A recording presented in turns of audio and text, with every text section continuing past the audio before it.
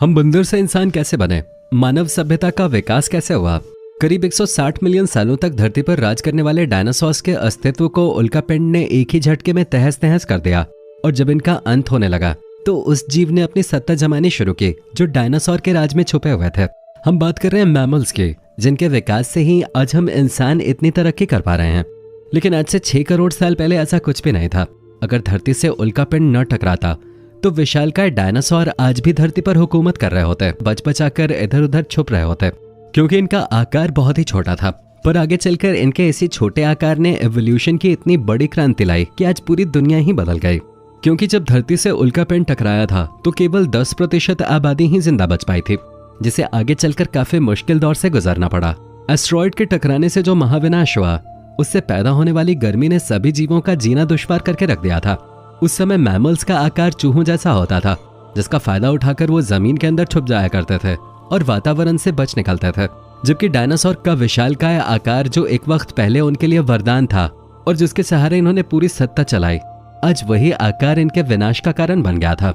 जमीन के नीचे रहते हुए मैमल्स को गर्मी से राहत मिले और उन्होंने भोजन के रूप में हर तरह के कीड़े और जीवों को अपना शिकार बनाया। जबकि ऊपरी सतह में हो रहे वातावरण में बदलाव के कारण बड़े आकार के जानवर जो जमीन के अंदर नहीं रह पा रहे थे, वो तिल तिल कर मरने लगे थे। गर्मी और धूल के बादलों ने पृथ्वी के वातावरण को पूरी तरह से ढक लिया था। धरती पर सूरज की रोशनी तक नहीं पहुंच पा रहे थे और ये सिलसिला कई सालों तक जारी रहा। पेड़ पौधे पूरी तरह से नष्ट हो गए और प्रकृति का बनाया हुआ इकोसिस्टम तबाह हो गया। सूरज की रोशनी न मिल पाने के कारण पृथ्वी धीरे धीरे ठंडी होती चली गई और तब तक डायनासोर की आबादी धरती से पूरी तरह खत्म हो चुके थे। केवल 5% जानवर ही जीवित बचे थे, जिनमें से ज्यादातर मैमल्स के परिवार से ताल्लुक रखते थे। लाखों सालों बाद महाप्रलय का प्रभाव जब खत्म हुआ तो धूल के बादल छटने शुरू हुए और धरती पर वातावरण सामान्य होने लगा।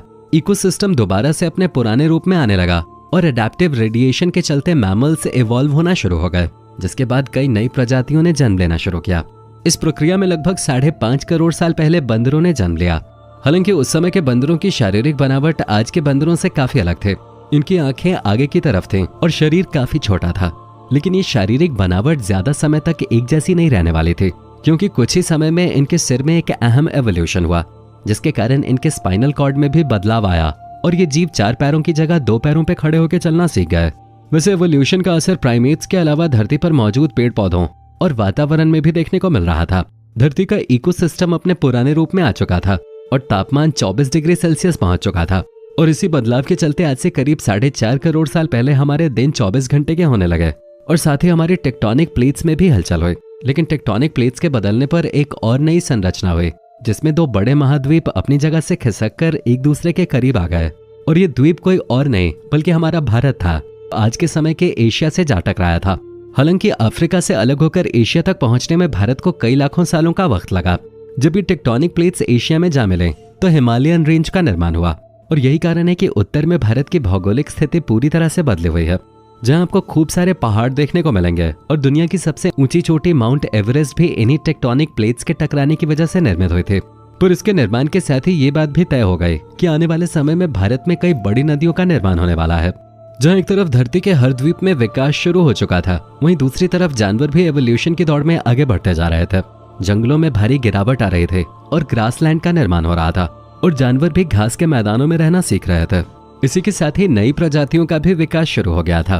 पुराने मैमल्स में भले ही दूसरे जानवरों को मारकर खाने की क्षमता नहीं थी, विकसित हो चुके मैमल्स ने दूसरे जानवरों का शिकार करके उन्हें अपना भोजन बनाना सीख लिया था और इसी तरह वो दूसरे जानवरों पे भी अपना दबदबा बना रहे थे। धरती पर मैमल्स उतने ही ज्यादा ताकतवर हो गए थे जितना एक वक्त पहले डायनासोर हुआ करते थे। ये बदलाव काफी लंबे समय तक होते रहे और आज से लगभग 1 करोड़ साल पहले धरती उस रूप में आ चुके थे जिसमें वह आज हमें दिखाई देती है। कहने को तो धरती पर सब कुछ था, लेकिन अभी भी एक प्रजाति थी जो धरती से गायब थी। पर किसे पता था कि वो प्रजाति आने वाले समय में पृथ्वी पर राज करने वाली है। हम बात कर रहे हैं इंसानों के।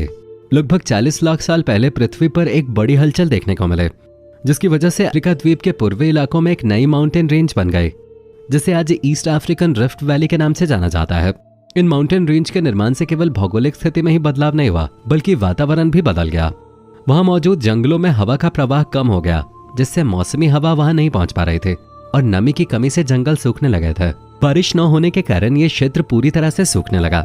लेकिन यहाँ रहने वाले जानवरों ने हार नहीं मानी। अफ्रीका के क्षेत्र में पियरोलैपैथिकस रहा करते थे जिन्हें आज हमारे पूर्वज के तौर पे जाना जाता है। पेड़ पे रहने वाले ये बंदर एक डाल से दूसरी डाल पर जाने के लिए अपने आगे के हाथों का सहारा लेते थे और कभी कभी पेड़ों के ऊपर दो पैरों पे भी खड़े हो जाया करते थे। लेकिन अभी तक इन्होंने जमीन पे चलना नहीं सीखा था, पर अपने पैरों पे खड़े होने की क्षमता इनके अंदर पहले से ही विकसित हो चुके थे। लेकिन ये सिलसिला ज्यादा लंबे समय तक नहीं चल पाया, क्योंकि जलवायु परिवर्तन के चलते ये जीव जमीन पे उतरने वाले थे, जिनमें से कुछ प्रजातियां तो चिंपैंजी के रूप में विकसित हो गईं, तो कुछ ने इंसान बनने के लिए अपना आगे का सफर तय किया। इनकी आने वाली पीढ़ियों ने अपने विकास के लिए पेड़ों से निकलकर जमीन की तरफ रुख किया। अर्डिपिकेथस रैमिडस ही वो पहले जीव थे जो बदलते वातावरण के कारण एक नए जीवन की तलाश में पेड़ों से उतरकर जमीन की तरफ आगे बढ़े, और लाखों सालों के इस एवोल्यूशन में ये जीव अफ्रीका के चारों तरफ अपना विस्तार कर चुके थे। लेकिन अभी भी इनके हाथ काफी लंबे थे। पेड़ों को पकड़ के इधर उधर झूलने के कारण इनके हाथों का आकार टांगों की तरह ही लंबा था, जिसे छोटा और मजबूत बनाने में कई हजार सालों का वक्त लगा। फिर इनके शारीरिक ढांचे में भी बदलाव होने लगे। एवोल्यूशन का इतना लंबा सफर तय करने के बाद अब ये अपने दो पैरों पे बेहतर तरीके से चल सकते थे, जिसकी सहायता से ये ज्यादा एनर्जी बचा सकते थे, अधिक दूरी तक नजर रख सकते थे, अपने लिए भोजन ढूंढ सकते थे और हाथों के सहारे उन्हें खा भी सकते थे। बढ़ते समय के साथ साथ एवोल्यूशन का ये दौर भी चलता गया, जिसकी वजह से हमारे पूर्वजों के शारीरिक ढांचे के साथ साथ उनके स्कल की बनावट में भी बदलाव देखने को मिलने लगे। पहले जो सिर आकार में छोटा था, अब वो बढ़ने लगा था। 23 लाख साल पहले होमो हेबिलिस ही हमारे वो पूर्वज थे जिनके दिमाग का आकार बढ़ गया था, और आकार बढ़ने की वजह से इन्हें पता चल गया कि बुद्धि को किस तरह से जिंदा रहने के लिए इस्तेमाल किया जा सकता है। और इसी बुद्धि का कमाल दिखाते हुए सबसे पहले हमारे पूर्वजों ने पत्थर को हथियार के रूप में इस्तेमाल करना सीखा। जैसे ही उनकी ये तरकीब काम आई और उन्होंने पत्थरों को नुकीला बनाकर हथियार के रूप में इस्तेमाल किया, वैसे वैसे उनकी जिंदगी और ज्यादा आसान होती चली गई। जैसे जैसे उन्होंने हथियार को इस्तेमाल में लिया, उसी के साथ ही उनके हाथों की उंगलियों को भी मजबूती मिलनी शुरू हो गई। हाथों की पकड़ मजबूत हो गई और उन्हें समझ में आ गया कि कैसे बुद्धि और शरीर का इस्तेमाल करके वो अपने सर्वाइवल को बेहतर बना सकते हैं।